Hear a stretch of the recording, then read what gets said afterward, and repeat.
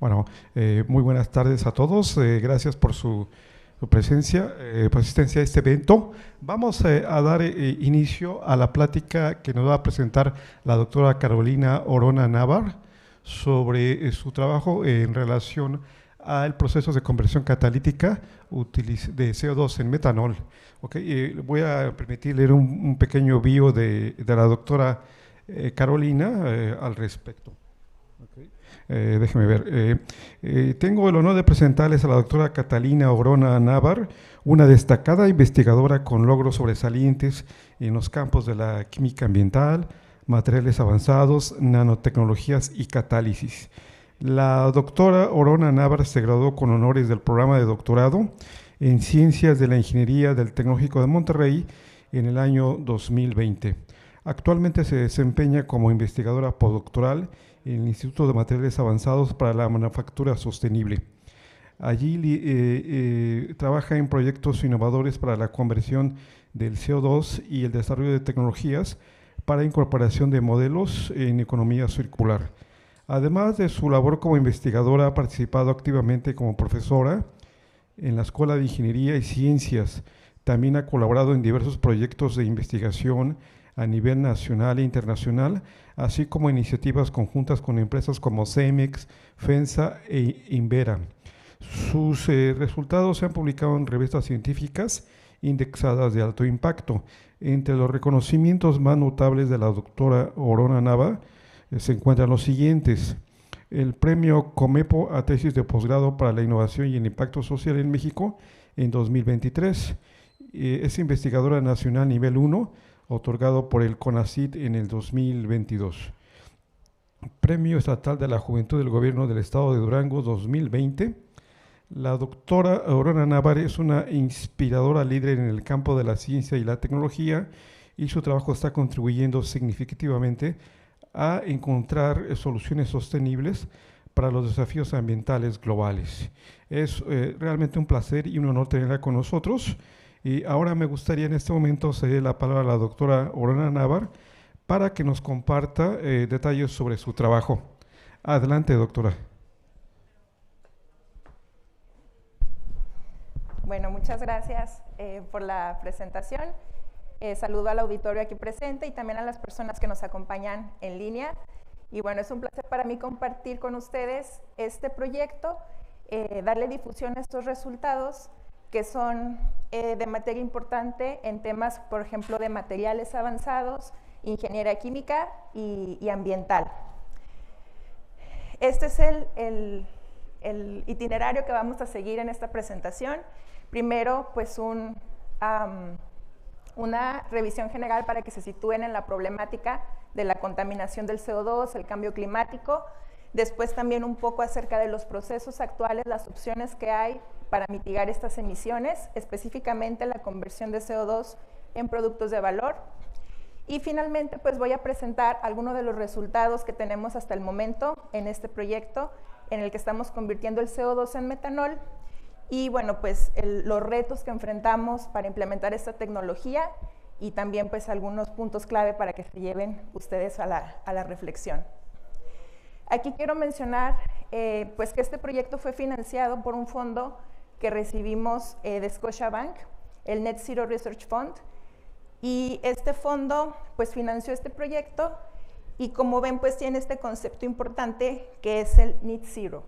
Pero ¿qué significa esto de emisiones netas cero? Esto visualícenlo pues como un balance, ¿no?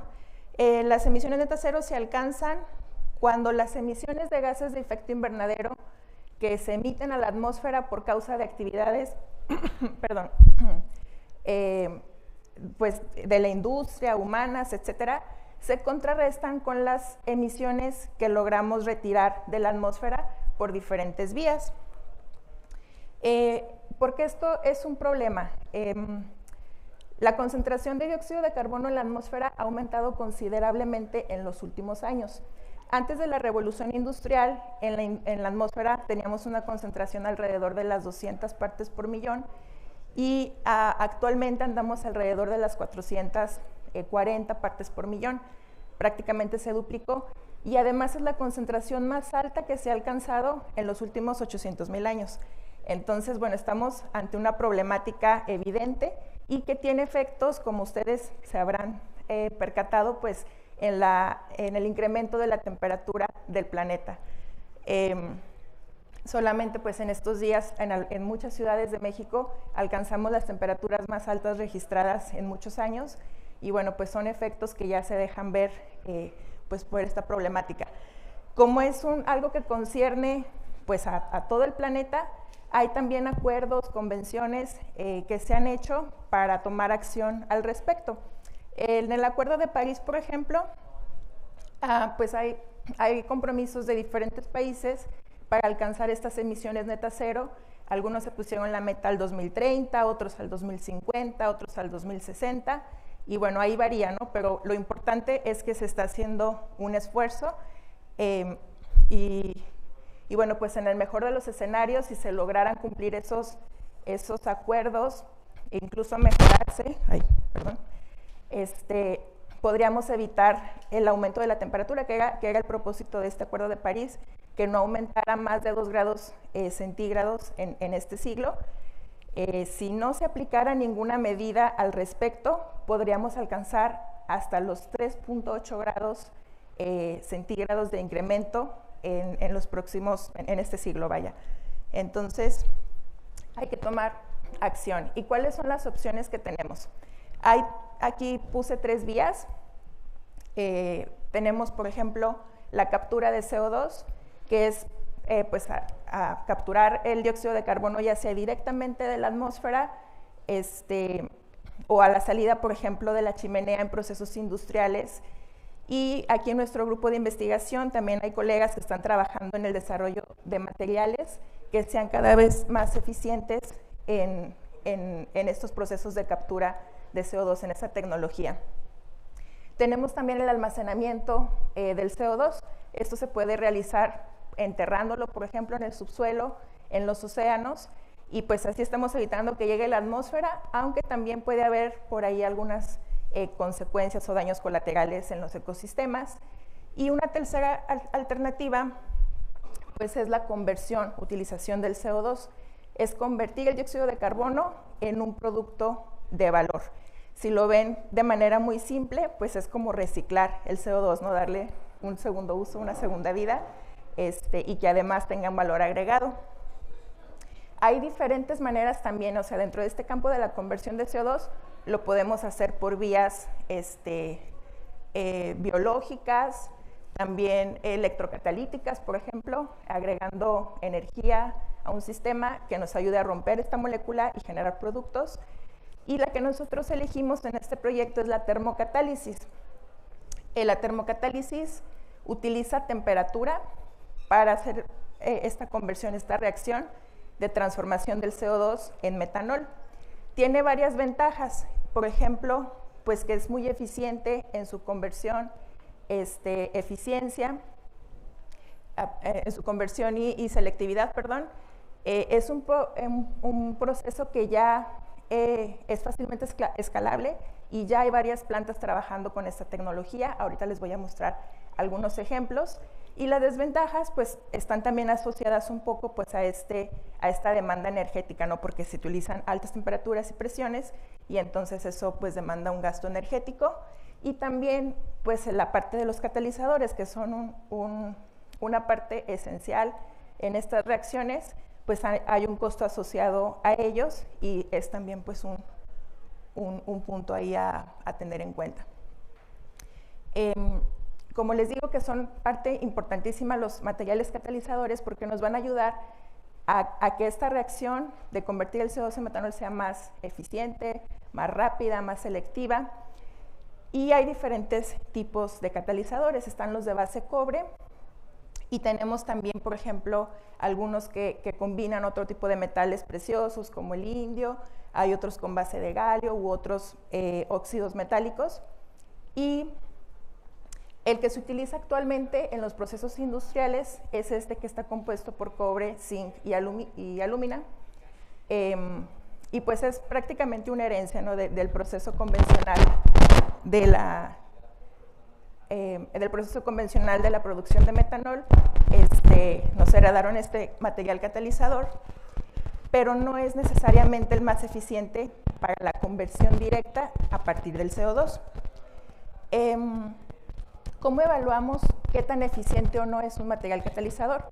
Hay diferentes puntos a resaltar, por ejemplo, la actividad catalítica, la selectividad, que nos va a decir, pues, cuánto CO2 se está convirtiendo en el producto que nosotros queremos, en este caso el metanol, y la estabilidad también es otro factor, que tengamos un catalizador que podamos utilizar a lo largo del tiempo y que se mantenga activo, ¿verdad?, con sus propiedades. ¿Por qué metanol? ¿Verdad? De todos los posibles productos, el metanol es un químico muy versátil. Se puede utilizar, por ejemplo, como combustible o como aditivo de combustibles. Y además también es un precursor en la industria química para generar otros productos como el formaldehído, que se utiliza bastante en la industria textil y de los plásticos, también el ácido acético para recubrimientos, y otro más era el metilterbutiléter, que es un aditivo de la gasolina. Entonces, pues tiene esas ventajas. Y una tercera es que además puede funcionar como un reservorio de energía, ¿no? Porque al ser un combustible líquido, pues es más fácil de transportar y almacenar que, por ejemplo, no sé, una pila de baterías, ¿no? Entonces, digamos que es una manera de almacenar la energía, y ahí está, hasta que se quema como combustible, y bueno, tiene estas ventajas. ¿Cómo está el panorama del mercado del metanol en México? Aquí del lado izquierdo tenemos con las barras azul oscuro la demanda en volumen desde el 2013 y con una proyección hasta el 2027, y en azul más clarito tenemos el volumen de metanol que producimos. Si se fijan, pues hay una diferencia importante. Y del lado, lo que nos lleva a la gráfica del lado derecho, en donde tenemos en las barras azul fuerte las importaciones y en el azul clarito las exportaciones de metanol en México. Entonces, bueno, pues sería bueno no depender para este químico tan versátil pues de la producción en el extranjero, sino producirlo aquí en México, ¿no? Hay capacidad para ello.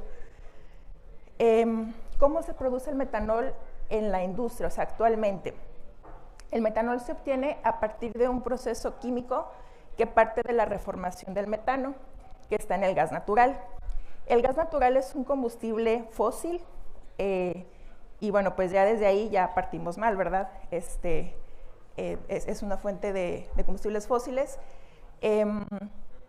A partir de esa reformación del metano, del gas natural, obtenemos el gas de síntesis, al que se le hace también, pues digamos, una adaptación con una reacción para que tenga una relación más óptima de monóxido de carbono y hidrógeno, y entonces a partir de estos dos, de este gas reformado, se produce esta reacción, que es a partir de la cual se obtiene el metanol actualmente. ¿Cuál es nuestra propuesta? Nuestra propuesta pues es no partir ni del ¿cómo se llama?, del gas natural, gas de síntesis que tiene mayormente CO, sino partir directamente del dióxido de carbono, del CO2. ¿Cuál es el problema aquí? Bueno, pues nuestros problemas son más bien un poco termodinámicos, porque la molécula del CO2 es altamente estable. Tiene dos dobles enlaces y una estructura molecular lineal. Aquí puse una imagen. Entonces, pues es pues más difícil que romper que una molécula de CO, de monóxido de carbono. Entonces, ahí empieza, digamos, este viaje, ¿verdad?, para encontrar materiales y condiciones que nos ayuden a transformarlo de manera directa en productos como el metanol. Aquí tenemos esta reacción que es en la que nosotros trabajamos, que parte, como les digo, del CO2 y además el otro precursor es el hidrógeno. Pues es una reacción de hidrogenación que se lleva a cabo a temperaturas relativamente altas, entre 200 y 300 grados centígrados, y presiones entre 3 y 5 megapascales. ¿Cómo se vería el proceso ya digamos, a nivel industrial? ¿Cómo sería, no? Como recordarán, aquí les puse en un ladito la reacción química para que me sigan. Necesitamos, como dijimos, el CO2, que es digamos, nuestro componente principal, y lo vamos a obtener a partir de la captura. Por ejemplo, no sé, piensen en una planta cementera que tiene su chimenea y está emitiendo directamente CO2 a la atmósfera, o en cualquier otra planta industrial. Hay tecnología, como les digo, que ya está desarrollada, en donde se va a capturar ese CO2. Posiblemente también haga falta un proceso de purificación o adaptación de ese CO2 para que no tenga componentes traza o contaminaciones que puedan desactivar nuestros materiales. Una vez que ya tenemos listo nuestro CO2, del lado izquierdo entra ahora el hidrógeno, que es nuestro otro gas que necesitamos para la reacción. El hidrógeno tiene que ser verde. Esto es un punto muy importante. Para que este proceso realmente tenga un impacto en la disminución de las emisiones de CO2, necesitamos hidrógeno verde. Y el hidrógeno verde se obtiene cuando se utilizan energías renovables para su proceso de producción. Por ejemplo, si lo obtuviéramos por electrocatálisis utilizando energías renovables, la electrocatálisis pues rompe la molécula del agua para producir el hidrógeno.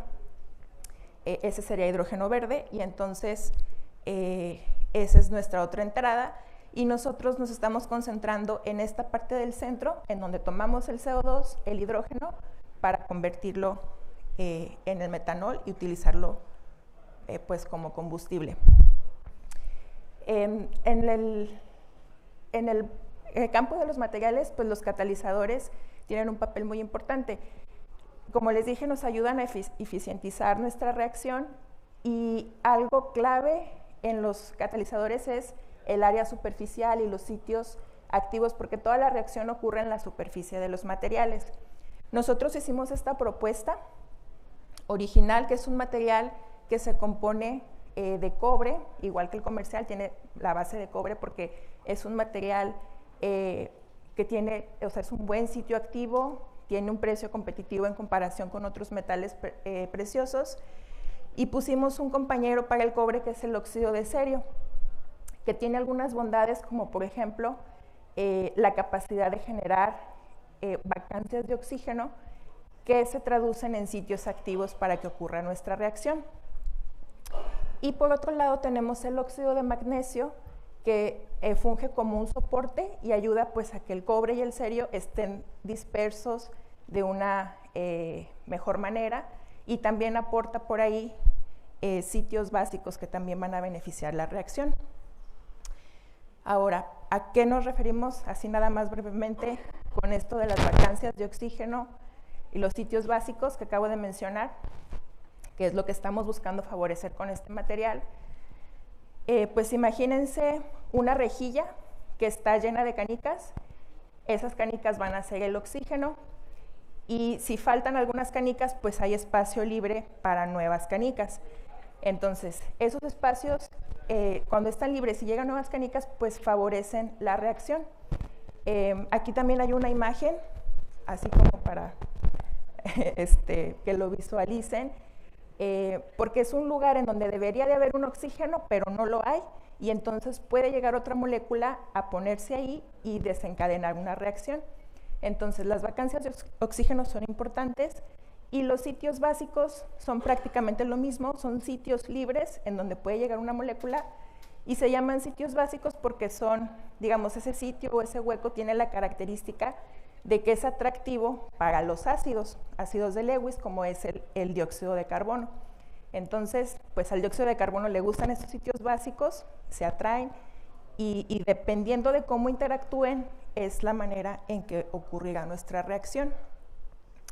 Ahora, estos materiales, ¿cómo los obtenemos? Nosotros trabajamos con un método de síntesis por coprecipitación, en donde nosotros partimos de nitratos, o sea, sales de metales de cerio, de cobre y de magnesio, y pues en condiciones controladas de temperatura, de agitación, pues llevamos a cabo esta reacción para que se forme nuestro material.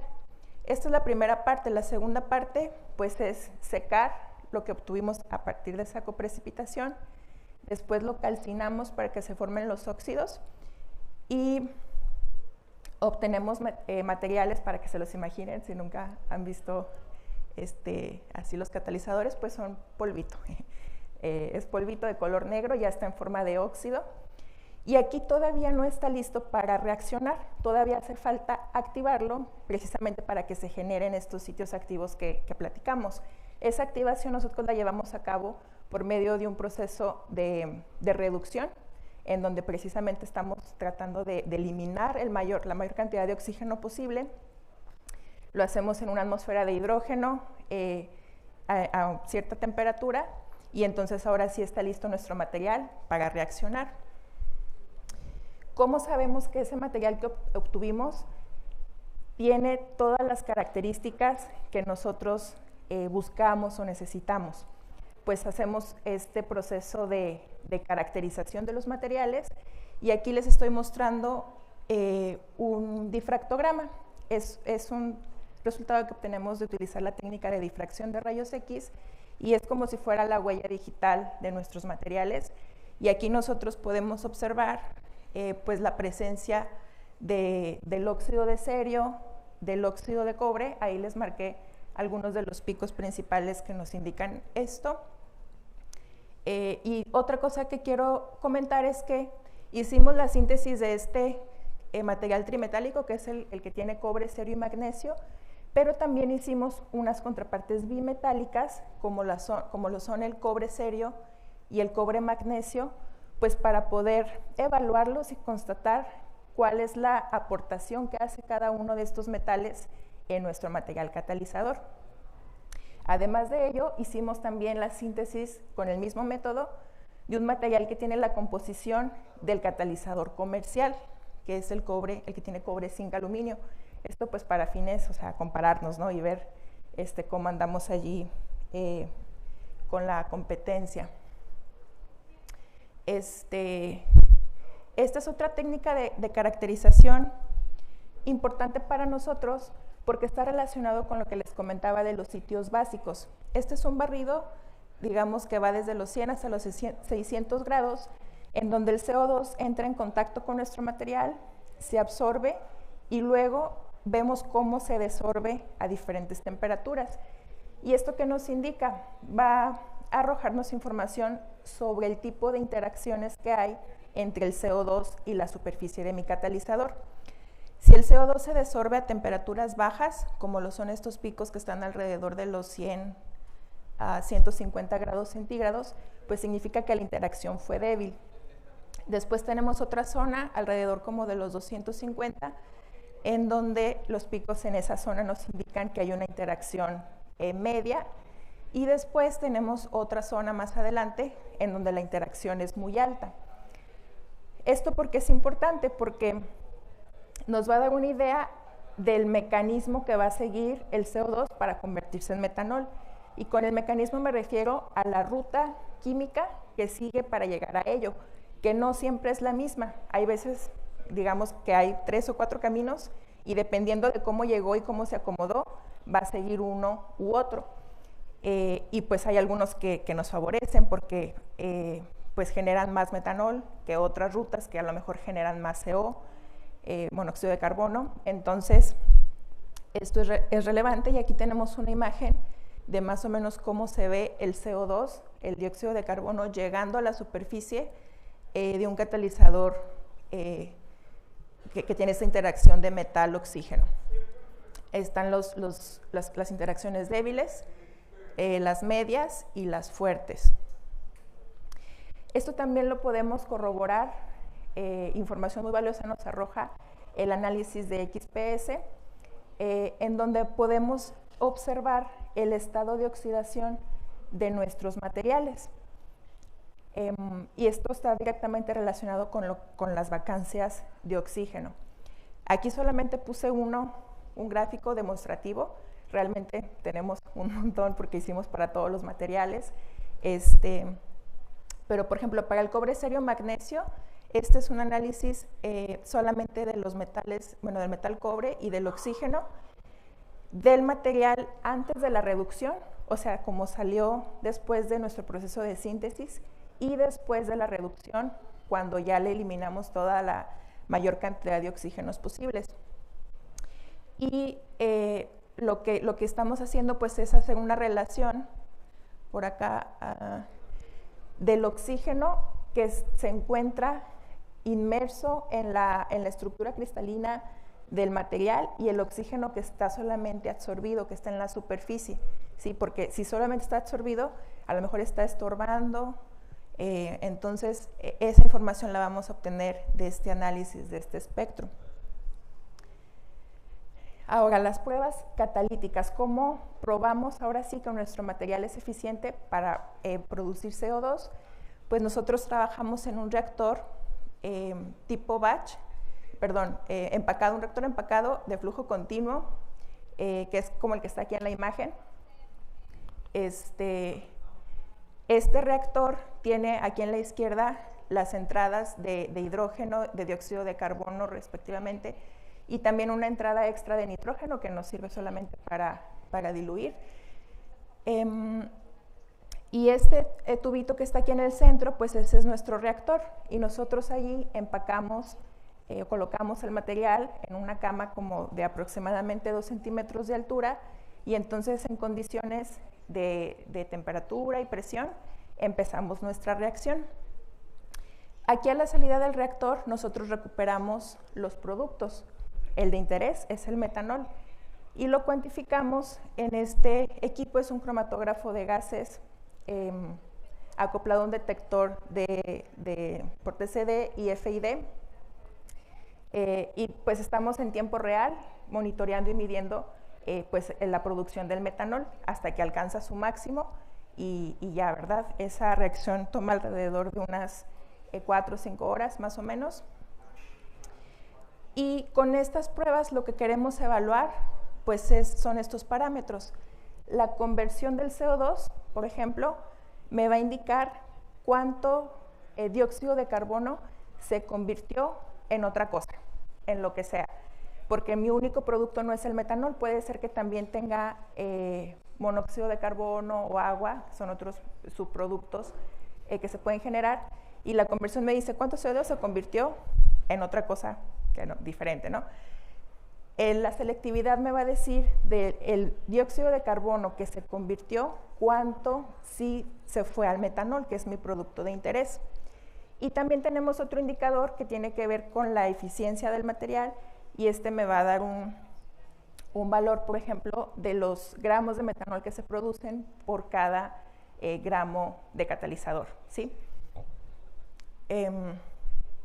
Muy bien, aquí hay algunos resultados. Probamos nosotros los materiales a diferentes temperaturas, desde 200 hasta 320 grados centígrados, todo a 3 megapascales, y vemos una tendencia pues que era de esperarse, ¿verdad? Ya nosotros teníamos nuestros cálculos también teóricos, cálculos al equilibrio,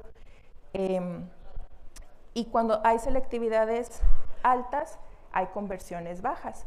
Y aquí lo que queremos buscar pues es un punto medio en donde podamos maximizar, ¿verdad?, tanto la conversión como la selectividad. Aquí está una tablita solamente de uno de los puntos, que es a 230 grados centígrados y 3 megapascales.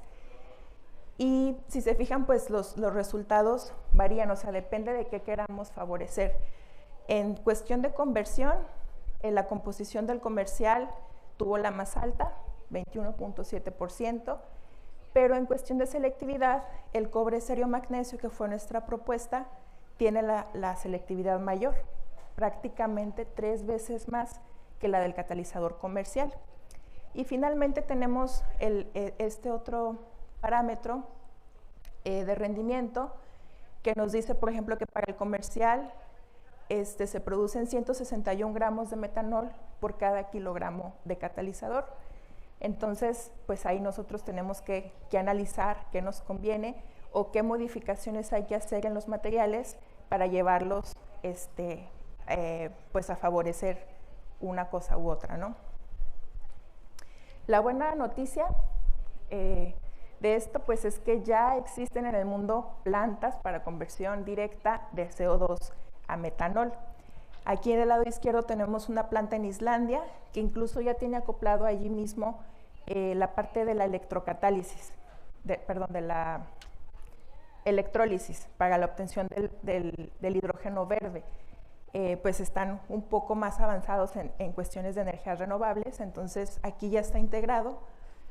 Y esta es la planta más grande del mundo que convierte CO2 directo a metanol y está en China.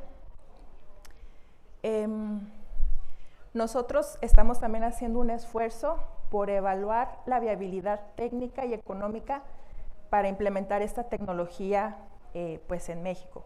Ahí pues parte de nuestro equipo está trabajando en la valoración, en simulaciones, en programas como Aspen, en donde con los datos cinéticos de nuestra reacción podemos estimar, ¿verdad?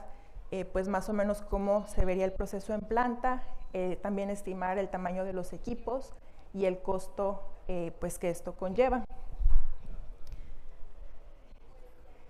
¿Cuáles son los retos que enfrentamos? Pues aquí hay varias cosas. En cuestión técnica, pues el desarrollo de catalizadores es clave, ¿verdad? Este trabajo no termina aquí con este material, hay que seguir explorando posibilidades. Por otro lado, la purificación del CO2 que se captura, como mencioné hace un momento, puede ser que si viene de X industria, traiga trazas de algunos materiales que pueden envenenar nuestro material catalizador y entonces, aunque tengamos materiales muy buenos y muy eficientes que funcionan súper bien en el laboratorio, cuando le metamos un gas de la vida real, pues no va a rendir lo suficiente. Entonces ese es otro reto importante, la purificación del CO2 y de la mano pues con la estabilidad de los materiales. Otro reto pues es en la parte económica, pues los costos de operación en general, los costos de los materiales, catalizadores, pues la inversión, ¿verdad? Por ejemplo, para plantas piloto, desarrollos de este tipo que impulsan la tecnología. Y aquí también sería muy bueno tener apoyo de regulación, por ejemplo, incentivos para empresas que los obliguen a disminuir las emisiones, ¿verdad? de CO2 de sus procesos. Y bueno, también en el lado tecnológico, pues hay un reto, por ejemplo, en la integración, ¿no? A lo mejor no construir plantas nuevas, pero ¿qué tal si adaptamos las que ya existen para poder hacer a la par estos procesos? Así están haciendo en varias partes y podría ser un acercamiento que funcione. Y por último, otro reto pues es la integración de la energía. Aquí resaltando pues el papel tan importante de las energías renovables, ¿verdad? Desde la producción del hidrógeno verde hasta pues también que sirva para alimentar estos procesos, por ejemplo, termocatalíticos. Y bueno, ¿qué me gustaría que se llevaran esta tarde? Primero, pues que la conversión del CO2 es una alternativa importante.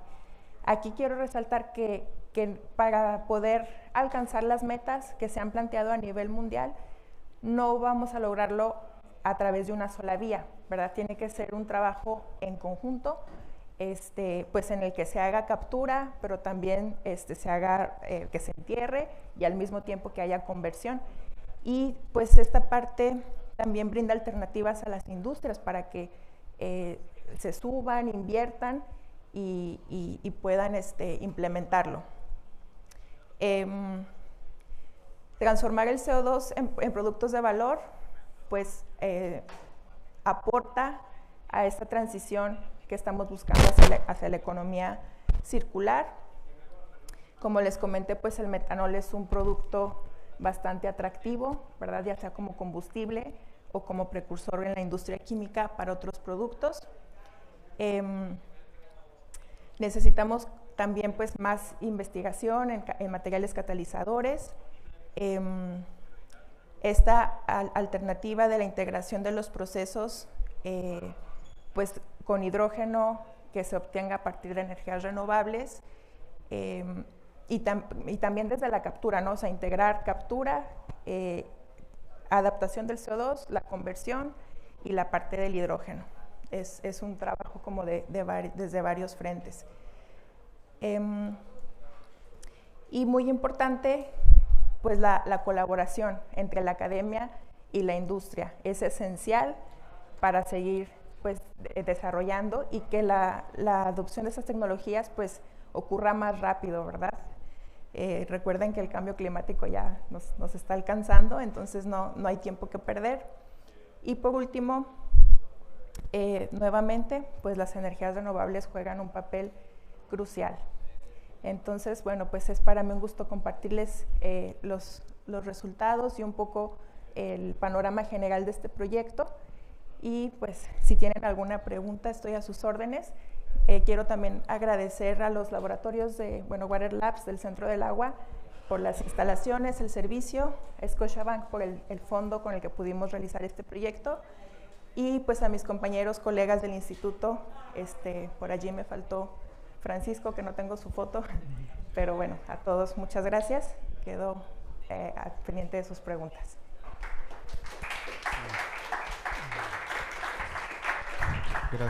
Gracias, doctora. Tenemos tiempo para algunas preguntas.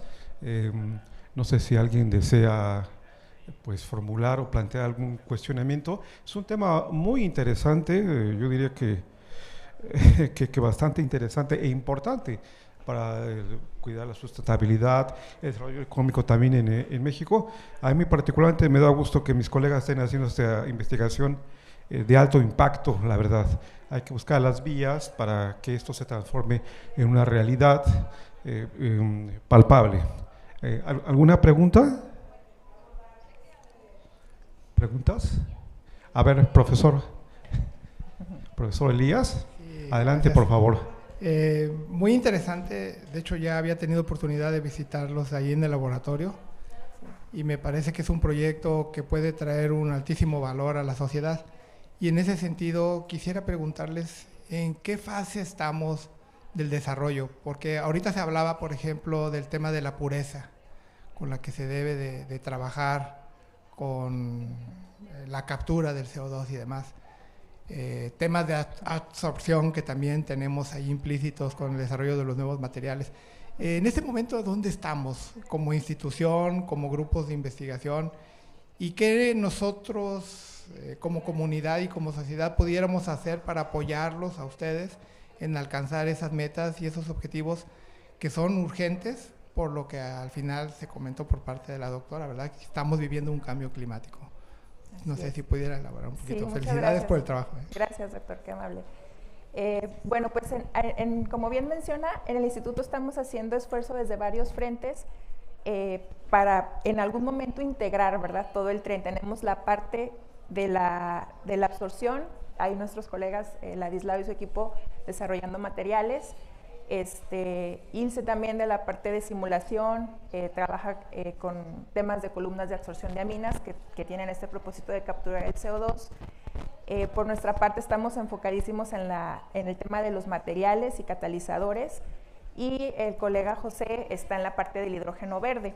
Entonces, ahorita todavía estamos en esa transición, digamos, de ciencia básica a algo ya un poquito más aplicado, ¿verdad? A lo mejor sería un TLR 3, 4 podría ser, porque bueno, también tener en cuenta que estamos haciendo reacciones ya en un reactor, ¿verdad? Eso ya es relevante, no estamos tampoco en una escala tan pequeña, pero sí nos hace todavía falta avanzar un poco más y llegar a ese punto donde integremos todas las partes, por ejemplo, utilizar el gas real, como bien lo mencionan, y lo que estamos trabajando en ese sentido es diseñar el tren de tratamiento que tendría que tener ese dióxido de carbono capturado para que sea compatible y sea reactivo cuando entra al proceso con nuestros materiales.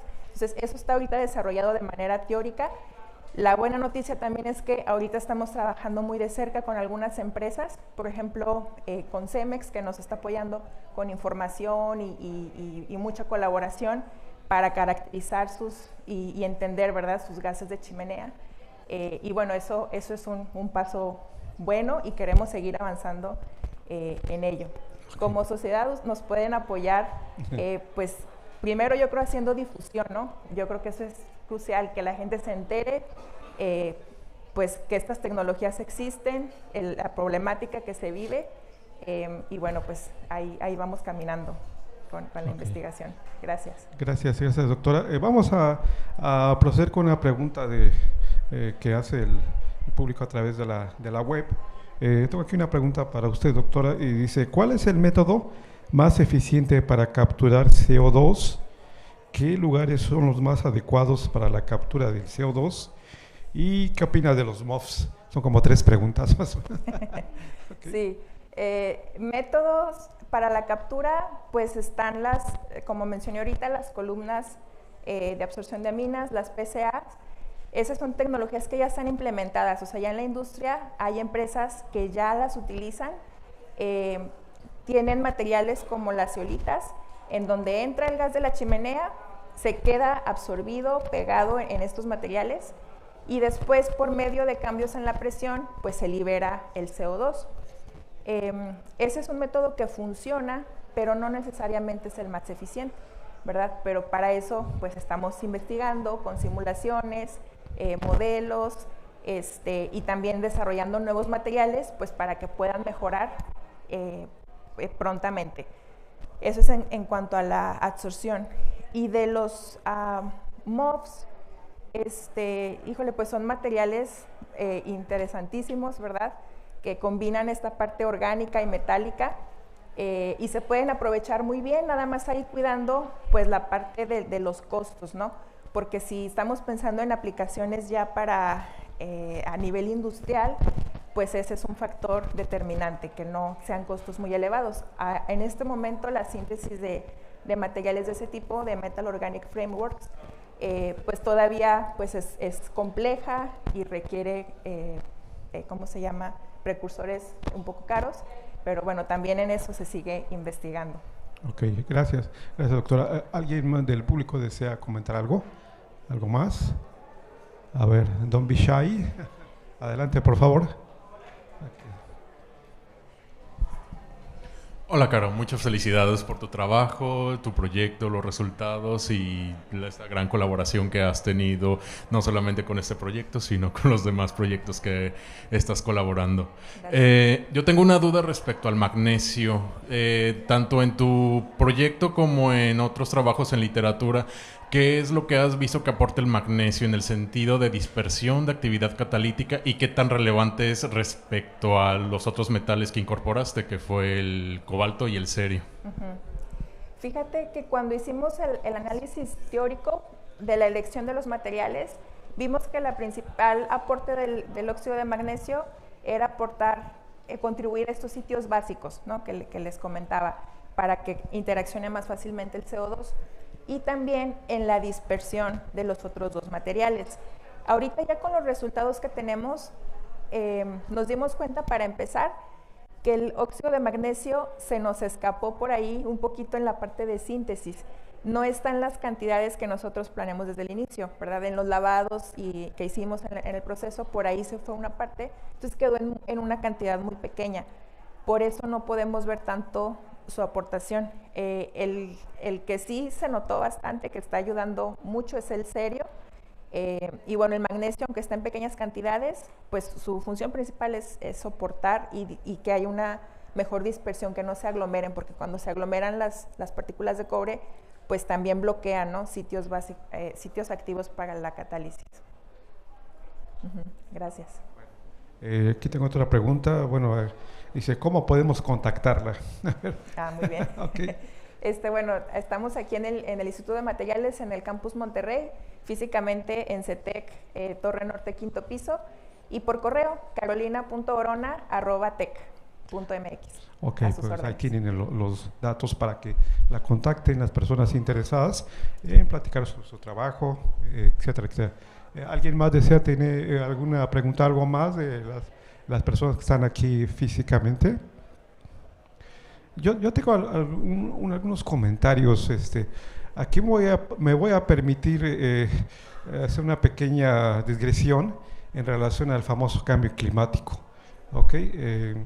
Mira, yo trabajo en modelamiento y la forma como se han obtenido esos números de que va a aumentar 2 grados, 3 grados, es a través de modelos matemáticos. La gente no tiene una esfera de cristal para saber qué pasará en 50 o en 100 años. ¿Sí? O sea, no dudo que exista un cambio en el clima, pues sería tonto negarlo por las mediciones. El único punto es saber quién lo está causando o cómo está generando. Pudiera ser el CO2 o pudiera no serlo. Pero en torno a eso se ha formado una especie como de religión. Si no crees en el cambio climático, es como no creer en alguna divinidad o algo así. Mi punto es que a lo mejor debemos tomar con mucho cuidado estos comentarios tan definitivos en el sentido de que es el CO2, ¿sí? Porque te repito, la forma como la gente se ha enterado o sabe que va a cambiar 2-3 grados es con modelos matemáticos. Esos modelos son altamente sensibles a lo que se llama ruido, ¿sí? A lo que se llama caos, ¿ok? Entonces, y no puedes usarlos ni para predicciones, ni siquiera de un año, confiablemente. Imagínate para 100 años. O sea, eso no quiere decir que no tengamos el dedo puesto y el ojo bien atento a problemas de sustentabilidad. Ese no es el punto. Creo que a lo mejor deberíamos tomar ese fenómeno en particular con un poco más de calma, ¿sí? O analizarlo un poco más críticamente, vamos a decir. Okay, me parece excelente que estén haciendo esto. De cualquier forma, el CO2 no tiene nada que hacer en la atmósfera, o no debería tener mucho que hacer, ¿sí? El otro punto, hice una pregunta, esto es una pregunta más bien, es ¿por qué están usando reactores muy sencillos en el modelo de Aspen? Vi que tenían reactores de tipo R-Stoic.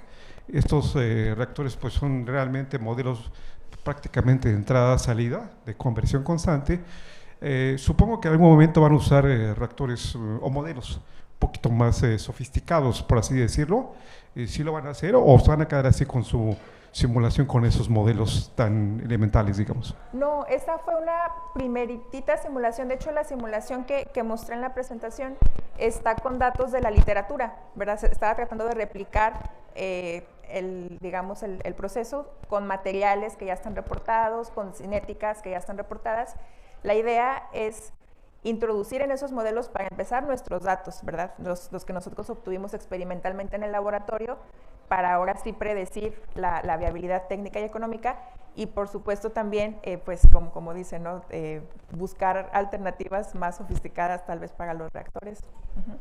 Gracias. ¿Alguna pregunta más del público? A ver, profesor Elías. Me gustó muchísimo el comentario que está haciendo el doctor con relación al uso responsable de la información, y qué mejor que sustentarla con modelos que realmente nos estén proporcionando información correcta.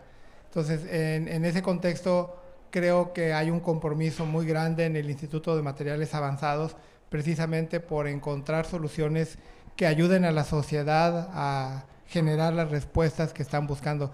Y en ese sentido, quisiera preguntarles a ambos, ¿verdad? El doctor, que tiene una gran experiencia y hoy en día que está usando inclusive aspectos de computación cuántica, quantum computing.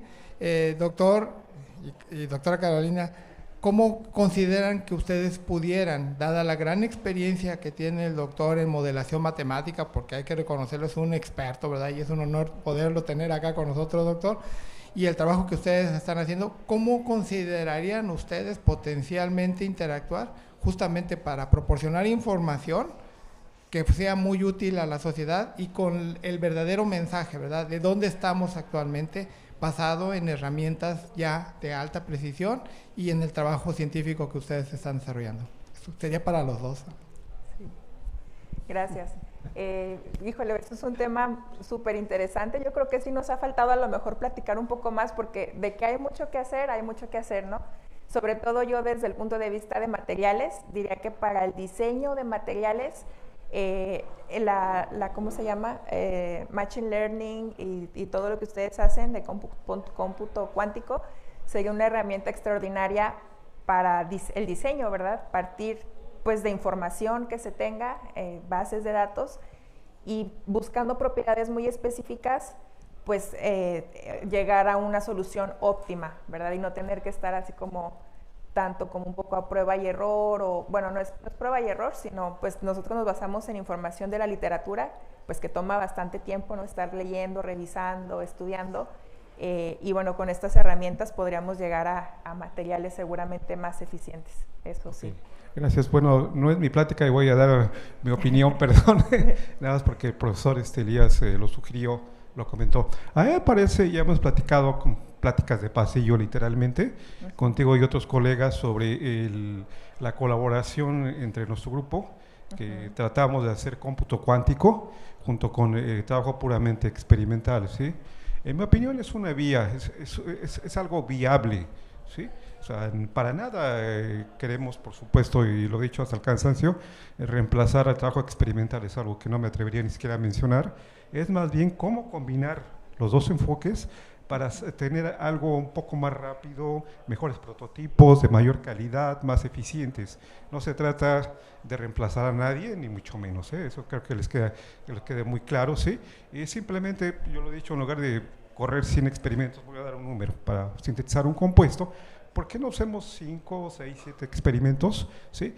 Que realmente tengan vías o que se pueda pensar en que nos va a dar el producto adecuado? La computación cuántica realmente es una promesa todavía, déjame decirte, ¿sí? No es algo que podamos hacer mañana. Probablemente en un año, en este año o en 2, ¿sí? Podamos ya empezar a trabajar fuertemente en esto. Déjame decirte que los últimos 8 años realmente lo que ha sucedido en la comunidad de cómputo cuántico, la gente se ha acostumbrado a pensar en otros términos y tratar de resolver problemas muy pequeñitos, de pequeña escala. Es aprender más. Estamos aprendiendo cómo comunicarnos con la computadora cuántica, cómo utilizar estas propiedades. Algo interesante es que los materiales, todos los materiales, incluyendo los catalizadores, se comportan de manera cuántica a nivel atómico, ¿sí? Entonces, ese es el medio apropiado para simular o modelar este tipo de materiales. Yo creo que es un buen camino, aunque nos va a demandar tiempo y sobre todo expertos como ustedes en sus áreas.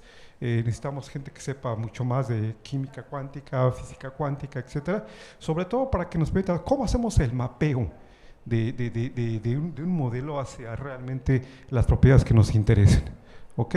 Creo que es una buena oportunidad. Yo creo que es el futuro en el diseño de materiales, este enfoque híbrido, ¿sí? Trabajemos de forma híbrida, unamos nuestros esfuerzos, el expertise nuestro con ustedes, que son también expertos en sus campos, y veamos de esta forma si podemos lograr algo más rápido, ¿ok? Perdón, aquí tengo otras preguntas, ya me extendí mucho, siempre me dicen que me extiendo demasiado, perdón. Perdón, tengo alguna pregunta que dice, ¿cuáles son los semiconductores? ¿Cuáles semiconductores pueden fungir como agente catalítico para el CO2? Buena pregunta. Semiconductores. Sí. Pues, yo entiendo que la pregunta es si pueden utilizar semiconductores como catalizadores. Bueno, eso sí. es lo que yo entiendo. Sí, es que va muy de la mano. Yo trabajé antes con fotocatálisis y cuando estaba revisando, o sea, realmente los materiales son catalizadores, parten de lo mismo, ¿no? Muchos son semiconductores, se utilizan en fotocatálisis, en termocatálisis, en electrocatálisis, y pues lo único que cambia es la manera en que se activan para poder desencadenar las reacciones que nos favorecen según lo que estamos buscando. Entonces, pues la respuesta es sí, seguramente sí se pueden utilizar algunos semiconductores para también hacer este proceso de catálisis, conversión de CO2. Aquí tengo otra pregunta, estamos terminando casi. ¿Qué tan estables son los MOVs o son solo para uso en el laboratorio? Así dice acá. Pues yo diría, bueno, que depende del MOF también. Y bueno, hasta ahorita no se me viene a la mente algún catalizador comercial que tenga esa composición del Metal Organic Framework. Sí he visto mucho trabajo de investigación en publicaciones a nivel laboratorio, entonces yo creo que todavía está en esa etapa, como muchos catalizadores, como los míos también, ¿verdad? Que no hemos dado el salto pues ya a catalizadores que están conformados para aplicación industrial. Yo tengo un comentario en relación al proceso que mencionaste y el deseo de utilizar tecnologías verdes en la mayoría de los puntos, ¿sí? Hay por ahí una parte de la tecnología que mencionaste que no es para nada verde, la captura del CO2 con aminas, ¿ok? Ese puede ser otro problema interesante para ustedes. Por ejemplo, ya que estás interesada en capturar el CO2, ¿ok? Captúralo a través de un material verde, entre comillas. Esa es la forma industrial como se hace con aminas y es un método completamente sucio, muy agresivo con el medio ambiente, ¿ok? Entonces, los felicito por su día de usar hidrógeno verde, pero creo que había que buscar que las otras partes tuvieran también un grado de verdor, vamos a decir, de esa forma, ¿ok? Bueno. Así hay en el grupo del doctor Ladislao, están investigando materiales a partir de biochar para funcionalizarlos y que puedan capturar el CO2. Sí, necesitamos definitivamente reemplazos para las aminas, ¿no? Esa es la forma, como te digo, esa es la solución industrial de captura de CO2, pero pues es un proceso bastante sucio, ¿ok? Sí. Bueno, ¿alguien más que desea preguntar algo? Ya casi tenemos tiempo para una pregunta. Ok, ¿alguien más? A ver, anímense. Diga, ok, pregunten si esto tiene viabilidad económica. Siempre no se nos acusa, nos comenta en la industria que bueno, una cosa es la investigación básica, necesaria, y otra es la aplicación. Todos los procesos, déjenme decirles algo, nada más para tratar de cerrar este comentario, tienen que demostrar, entre otras cosas, factibilidad económica. ¿Ok? Por muy interesante que sea la investigación y lo que hayan encontrado, si su proceso o producto no es viable económicamente hablando, pues va a sufrir el destino de muchos tantos proyectos que nos han servido para conocer cómo hacer mejor algo, pero necesitamos definitivamente la componente económica. Además de la complejidad que por sí mismo entraña el diseño de catalizadores, aparte tienes que demostrar que es atractivo económicamente. Pero bueno, así funciona el mundo de esta forma. Pues si no tienen más preguntas, vamos a cerrar esta sesión agradeciendo a la doctora por su amabilidad y deseándole mucha suerte y nuestro deseo más fuerte porque continúe en este camino, progresando y pronto la veamos como una investigadora totalmente formada con un grupo propio de investigación fuerte y sólido. Muchas gracias. Muchas gracias a todos. Gracias, doctor. Qué amable, gracias.